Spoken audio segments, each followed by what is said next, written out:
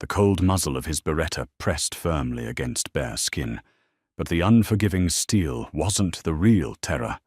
It was the way his pupils dilated pure black, swallowing the iris.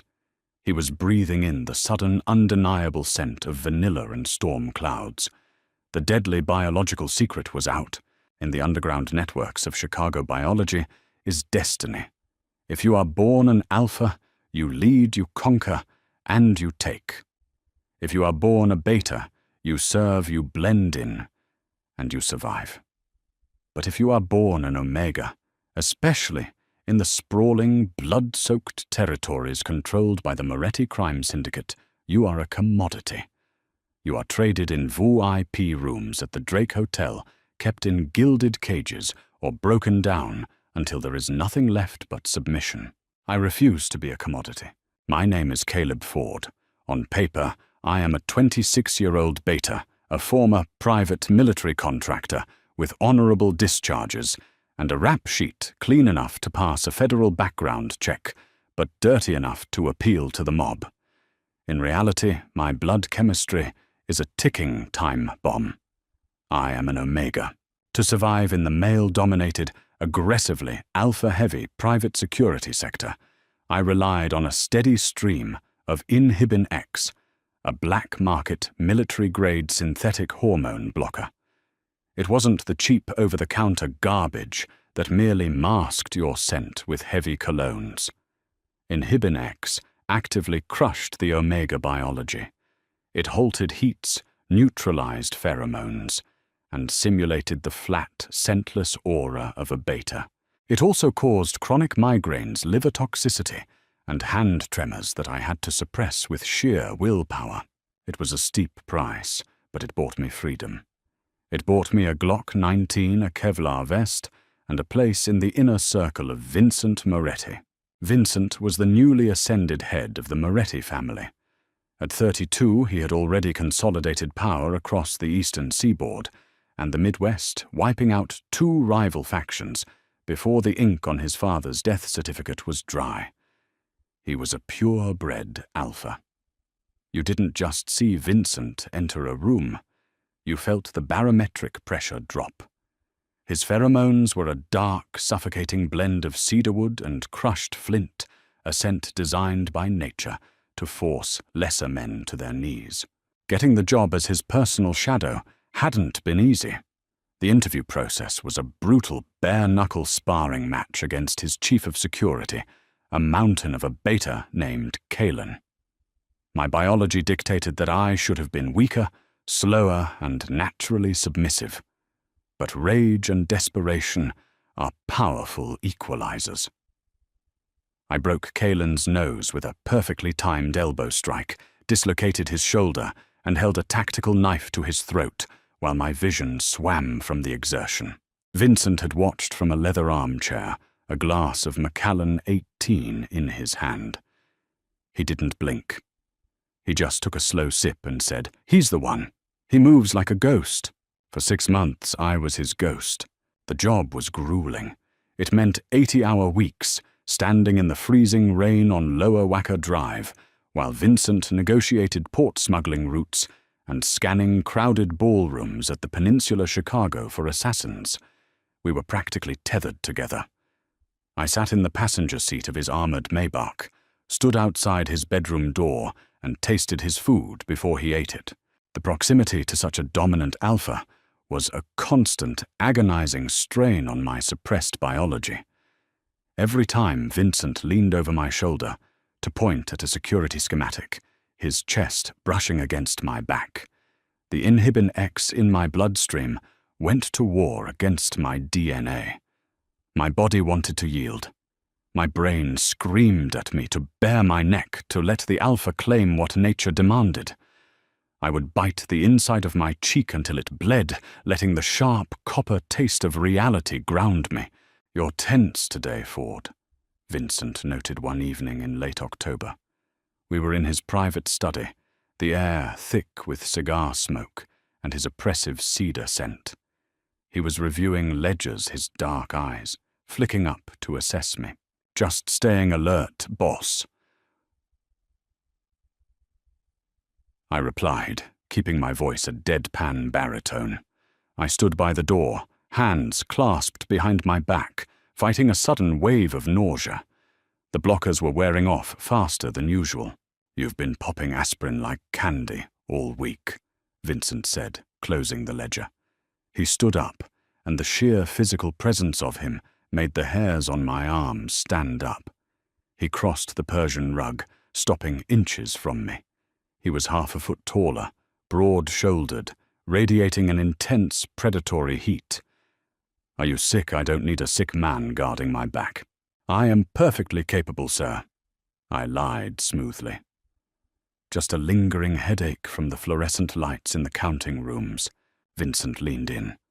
For a terrifying second, I thought he was going to scent me. His nose hovered near my jawline. My heart hammered against my ribs like a trapped bird. If he caught even a trace of omega sweetness beneath the sterile detergent of my suit, I was dead. Or worse, I belonged to him. "Take tomorrow morning off," Vincent murmured, pulling back. "Sleep in.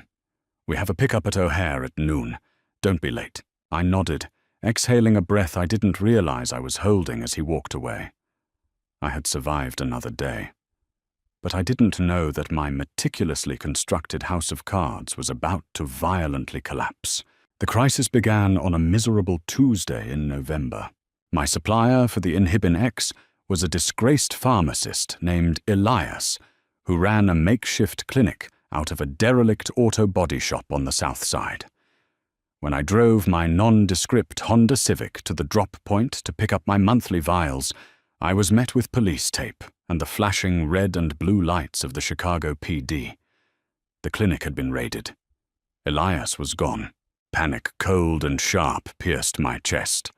I had exactly 5 pills left in my apartment.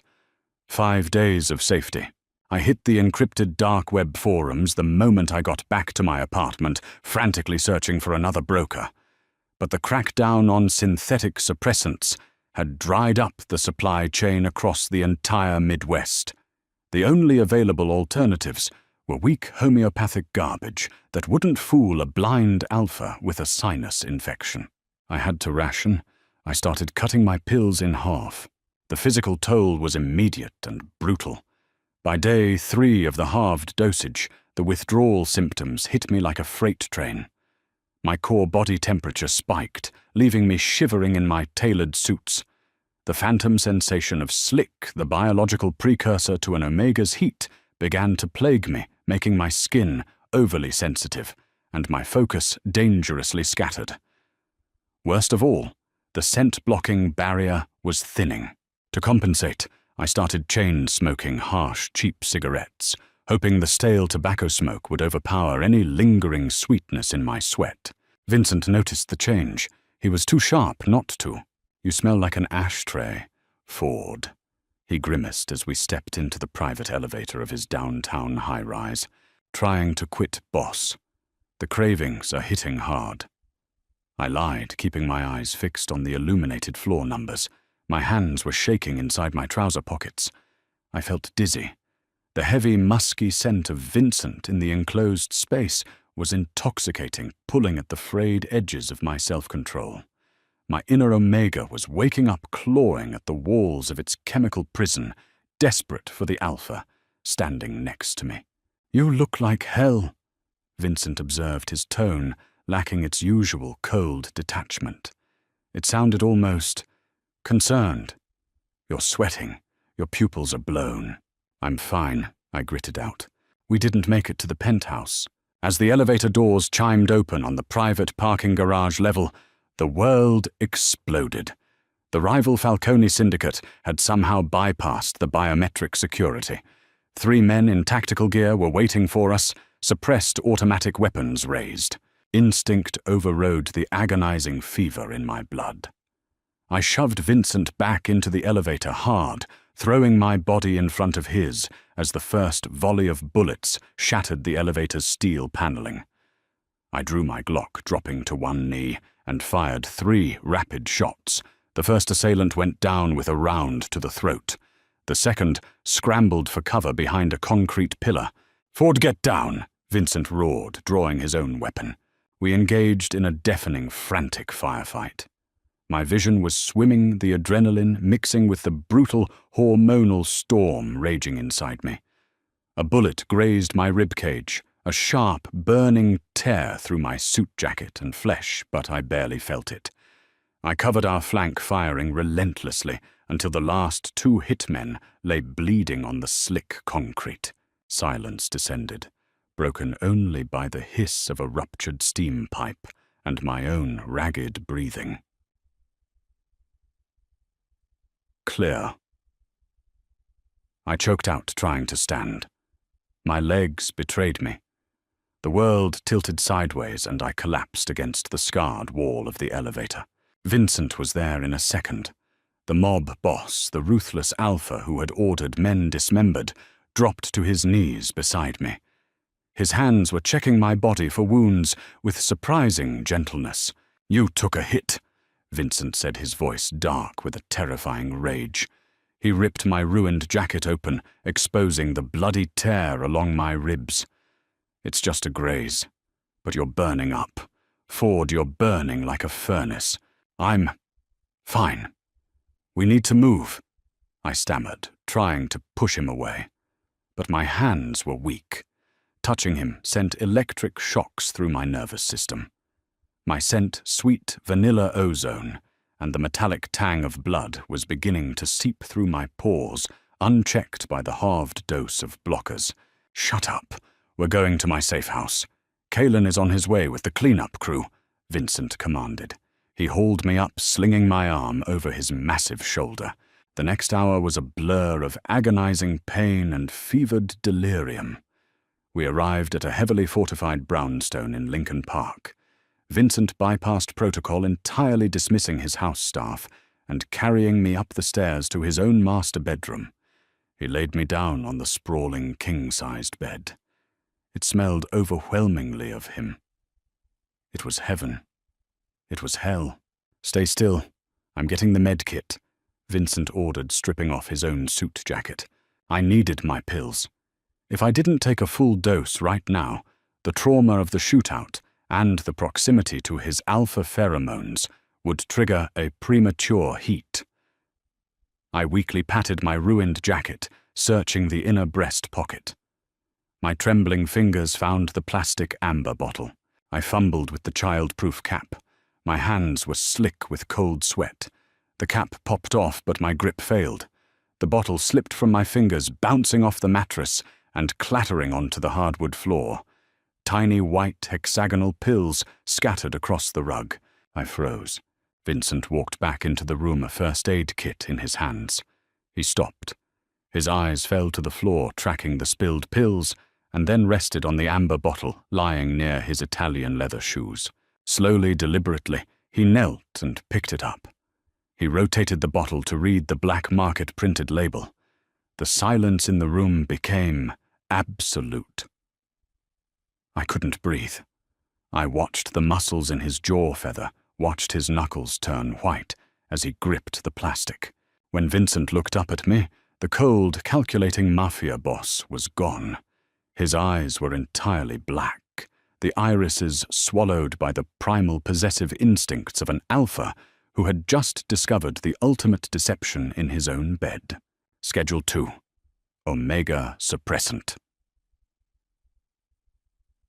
Vincent read aloud, his voice dropping an octave into a terrifying guttural rumble. He crushed the empty bottle in his fist. He took a step toward the bed, the air thickening with a suffocating wave of dominant pheromones. "You want to tell me, Caleb, exactly what kind of beta you really are." The crushed amber plastic fell from Vincent's massive hand, bouncing silently against the thick fibers of the Persian rug. The silence in the room wasn't just quiet. It was a physical weight pressing down on my chest until my lungs burned. "Schedule 2. Vincent repeated the words, scraping out of his throat like dragged stone. He took another step toward the bed. "A chemical straitjacket, a poison." I tried to push myself backward, but my arms trembled violently. The adrenaline from the shootout in the garage was fading, leaving nothing behind but the agonizing inferno of my impending heat and the searing pain in my side. "Stay back," I rasped. It was a pathetic command. My voice lacked the metallic, deadpan edge I had spent years cultivating. It sounded breathless. It sounded like an omega. Vincent didn't stop. He planted his hands on either side of my hips, caging me in. The sheer proximity to him was intoxicating. The heavy, dark scent of cedarwood and crushed flint flooded my senses, tearing down the last weakened barriers the Inhibinex had managed to hold up. My own scent, vanilla laced with the sharp ozone of a brewing storm, finally broke free. It filled the air, sweet and frantic. Vincent inhaled sharply. His chest expanded, his black eyes widening as the pheromones hit him. I saw the exact moment the ruthless mob boss was eclipsed by the primal possessive alpha. His pupils dilated so far, they swallowed his irises completely. A low, vibrating growl started deep in his chest, a sound that made my traitorous biology scream at me to bare my throat and submit. "You lied to me." Vincent whispered, his face inches from mine. "For 6 months, I had my back guarded by a ghost. I reviewed your files, Caleb. 5 years with Garda World Security. 2 tours in private contractor zones. You built an entire life out of smoke and mirrors just to stand in the crossfire. If I told the truth, I choked out fighting the agonizing urge to lean into his touch. I would have been a prized pet, sold to the highest bidder in your world, kept in a gilded cage. I am a soldier, Vincent. I earned my place. I earned it." Vincent's jaw locked. He looked down at the bloody tear in my shirt, then back up to my feverish eyes. "You took a bullet for me today. You shoved me out of the way knowing you were going through chemical withdrawal. You stood between me and a Falcone hit squad when your body was literally tearing itself apart." He didn't sound furious anymore. He sounded dangerously fascinated. Before I could respond, Vincent turned away, grabbing the first aid kit from the nightstand. "Hold still," he commanded, his tone leaving absolutely no room for debate. He tore the remainder of my ruined shirt open, exposing my flushed, sweating skin. When his bare fingers brushed against my ribs to assess the bullet graze, an electric shock arced through my nervous system. I gasped, arching my back involuntarily. The phantom slick of an impending heat pooled hot and heavy in my lower abdomen. My body was desperately trying to bond with the dominant alpha tending to me. "I know it hurts," Vincent murmured, his voice softening into a dark, hypnotic cadence. He poured antiseptic over a gauze pad. "But you're safe now. I've got you. Nobody is ever putting you in a cage, Caleb. You belong to me now, but you'll stand at my side, not at my feet." He pressed the gauze to my side. I hissed my hands instinctively, flying up to grip his wrists. I expected him to shake me off, but instead he shifted his grip, lacing his large fingers through mine, pinning my hands gently but firmly to the mattress. He leaned down, his lips brushing against the shell of my ear. "Breathe my scent," he ordered softly. "Let the heat come. I'll take care of the fever." I was losing my mind. The room was spinning, the boundaries between pain and pleasure blurring into a chaotic storm. But just as I felt myself slipping over the precipice into the blinding haze of an Omega's heat, a harsh, mechanical screech shattered the moment. It was the proximity alarm from the ground floor. Vincent's head snapped up. The intoxicating haze in his eyes instantly vanished, replaced by the icy calculation of a syndicate boss. He released my hands and drew his weapon from its holster on the nightstand. "I bypassed the security protocols when we arrived," Vincent said, his voice deadly quiet. "Nobody knows the codes to this safe house except me and Kalen." The realization hit me like a bucket of ice water, slicing through the feverish fog in my brain. "Kalen," I breathed out. At the elevator, the hitmen bypassed the biometric scanners. Only the chief of security could grant that level of access. He sold us out to the Falcones. Vincent realized his grip on his Glock tightening until his knuckles turned white. He looked at the security monitors mounted on the far wall. The feeds were static. Kalen hadn't brought a cleanup crew to help us. He had brought a death squad to finish what the assassins in the garage had started. I forced myself to sit up. The room tilted, and my side burned with a fresh wave of agony, but I pushed through it. I swung my legs over the edge of the bed. "What the hell do you think you're doing?" Vincent barked, stepping in front of me. "You are going into a severe, chemically induced heat. Lie down. He's my kill." I snarled the words, tasting like copper and adrenaline. "I beat him for this job, Vincent. He's always hated me for it. I'm not letting a traitorous beta take what's mine." Vincent paused. He looked at me, a sweating, shivering Omega, bleeding from the ribs, entirely at the mercy of biology. And then he looked at the cold, dead-eyed killer staring back at him. A terrifying, proud smile curved his lips. He reached down, picked up my fallen Glock 19 from the floor and handed it to me. Then we hunt together. The brownstone was plunged into darkness. Vincent had killed the main breaker from the master bedroom, transforming the multi-million-dollar safe house into a pitch-black labyrinth. I moved down the grand mahogany staircase, my bare feet silent on the hardwood. Every muscle in my body was screaming. The heat was threatening to drag me under, turning my blood to liquid fire. But the survival instincts, drilled into me during my years with Garda World, kept my hands steady. The heavy protective scent of Vincent at my back acted as a bizarre anchor. As long as I could smell him, my Omega instincts felt safe enough to let my soldier instincts take the wheel. Crash. The heavy reinforced oak of the front door gave way under a breaching charge. Flashlights cut through the darkness of the foyer. I counted 6 distinct beams. 6 men. "Spread out," Kalen's voice echoed in the cavernous hallway.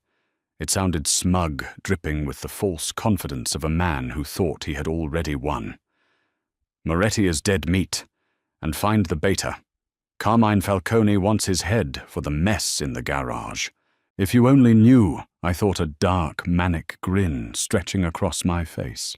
I didn't wait for them to find their footing. I dropped over the banister landing, silently on the plush rug behind the rear guard.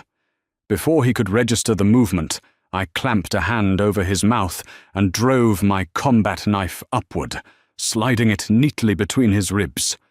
He went limp instantly. I lowered him to the floor without a sound. "One down. Did you hear that?" One of the hitmen hissed, swinging his flashlight toward the staircase. Vincent didn't give them a chance to investigate. From the second-floor landing, the heavy, deafening roar of his weapon shattered the silence. 2 men dropped instantly, their body armor useless against the high-caliber armor-piercing rounds Vincent favored. Chaos erupted. The remaining men blindly returned fire up the stairs, their muzzle flashes illuminating the expensive artwork and shattered vases in strobes of violent yellow. I used the distraction. Slipping through the shadows of the formal dining room, I flanked them. My vision was swimming the vanilla-sweet scent of my own distress, mixing sickeningly with the smell of cordite and copper. My knees buckled slightly, but I forced myself upright, raising my Glock. I put 2 rounds into the chest of the man nearest to the kitchen archway. He crumpled. "It's a trap, fall back," one of them screamed. "Nobody runs," Kalen bellowed wildly, firing his submachine gun into the dining room. Plaster rained down on my shoulders as I ducked behind a massive oak dining table. "You're a dead man, Kalen." Vincent's voice boomed from the darkness above, echoing with the terrifying authority of an apex predator. Kalen sneered, ejecting a spent magazine and slamming a fresh one home. "You're living in the past, Moretti. The Falcones own this city now, and your little bodyguard, I'm going to mount his head on the Waheida. Kalen never finished the sentence. I lunged from the shadows. I didn't shoot him. Shooting him was too clean. I hit him with the momentum of a freight train, driving my shoulder into his chest and taking him straight to the floor. The submachine gun clattered away across the marble tiles. He roared in surprise, throwing a heavy punch that caught me in the jaw. My vision fractured into white stars. The sheer physical disparity between us was massive. He was a hulking beta, and I was an omega in the throes of a feverish heat.